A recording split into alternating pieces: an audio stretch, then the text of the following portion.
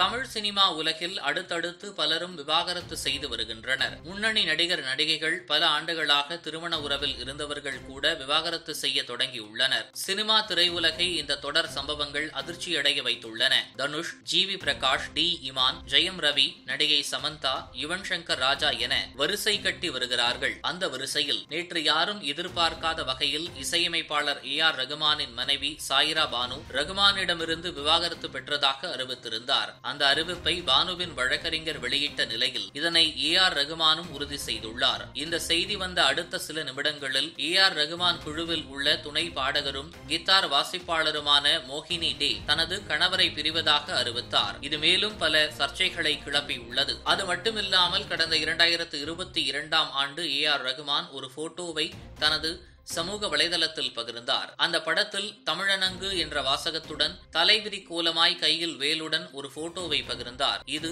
தமிழன்னை என கூறினார். ஏ.ஆர். ரகுமானின் தமிழ்தாயின் கீழே பாரதிதாசன் எழுதிய இன்பத் தமிழ் எங்கள் உயிருக்கு உரிமை செம்பயிருக்கு வேர் என்ற பாடல் வரி இடம்பெற்றது. இது வைரலானது. இந்த போட்டோ மீண்டும் வைரலாகி வருகிறது. ஏ.ஆர். ரகுமான் இசைக்குழுவில் உள்ள மோகினி டே அவர்களின் புகைப்படமும் ஏ.ஆர். ரகுமானின் தமிழனங்கு என்ற வாசகத்துடன் தலைவிரி கோலமாய் தமிழன்னை போட்டோவையும் ஒப்பிட்டு சமூக வலைதள வாசிகள் பேசி வருகிறார்கள். இந்த நிலையில் இன்னொரு விஷயமும் காட்டுத்தீயாக பரவி வருகின்றது. இருவரும் தங்களுடைய தனிப்பட்ட விஷயங்களில் யாரும் தலையிட வேண்டாம், எங்களுக்கு பிரைவசி வேண்டும் என்று கூறியிருக்கிறார்கள்.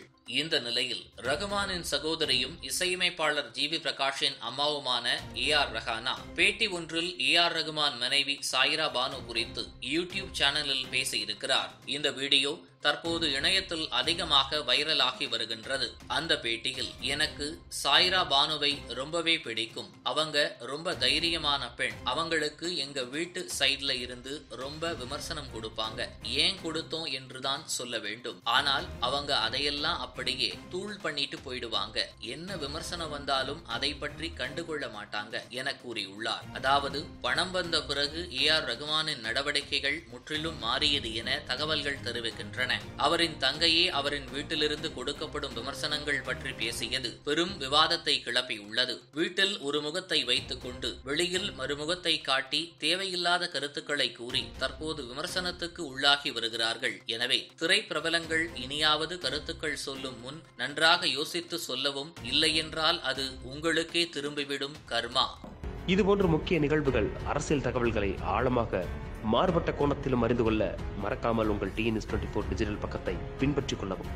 உங்கள் ஒவ்வொரு ஆதரவும் இதுபோன்ற பல நிகழ்வுகளின் பின்னணியை அறிய உதவும்.